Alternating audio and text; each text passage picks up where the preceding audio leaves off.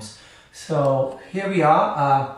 There was one question, something about the daya, which obviously is this, and baya. And these are just regular Hindi words, daya meaning right, baya meaning left. But for left-handed tabla players, it would be the other way around. So it would be daya would be the baya and the baya would be the daya. So keep that in mind when I'm talking about this. So the question was the basic strokes of the tabla, the chanti part, and how do we do that? As far as I'm concerned, there are not like an immense number of strokes. We just have like na, and then ta, and then tun, then we have te, and that's pretty much it. Now those translate into are hybrided, if that's the correct word,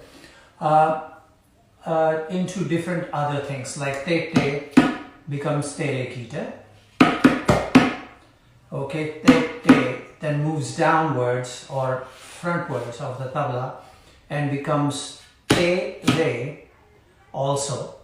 So it's kind of difficult because tere kita or tere kita with fingers, or tere, which is also dhere with the baya.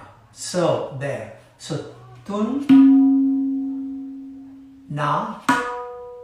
Some people say dina gena. So that this finger, the ring finger, also becomes na. I like to differentiate it by calling this ring finger as ne.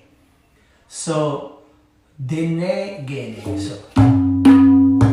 So I know when I say ne, or people that I'm working with who are used to working with me, other young tabla players, and I tell them dine, they know I mean din, ne. So na, ta, tun, te, tere, same thing, or and dhere, which is down here, the palm stroke. Ne kind of comes along for the right. So those are. Now when you're playing na, obviously your ring finger is down almost like on the edge of the siyahi or the ga. And the reason for that is if you move it, close it onto the ga, then you'll be dampening the resonance.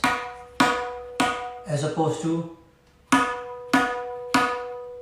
so that has to be kept in mind.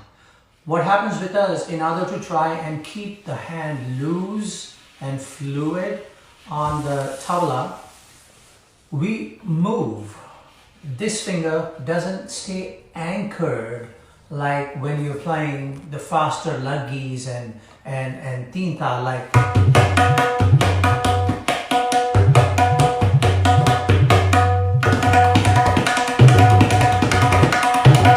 then it's anchored kind of, but even then it's loosely anchored. So if you watch my ring finger, it slides and then it still slides. So the word anchor is not necessarily, not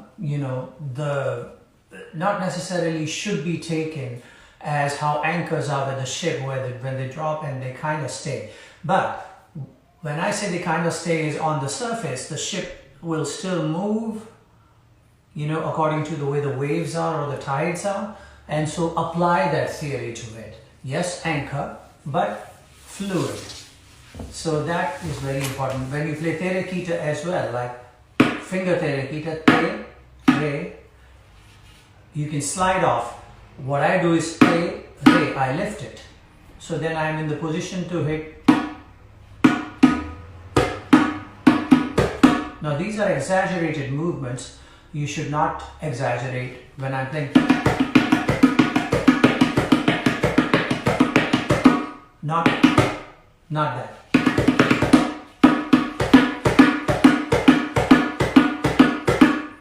Now, having said that, if you want to create tonal textures. And therefore, like if you're playing surface tete, but now you want to dig in, that's when anchoring will help.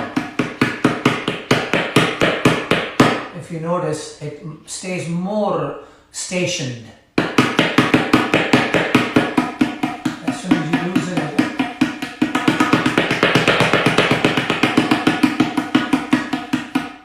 right? So that's basically what it is.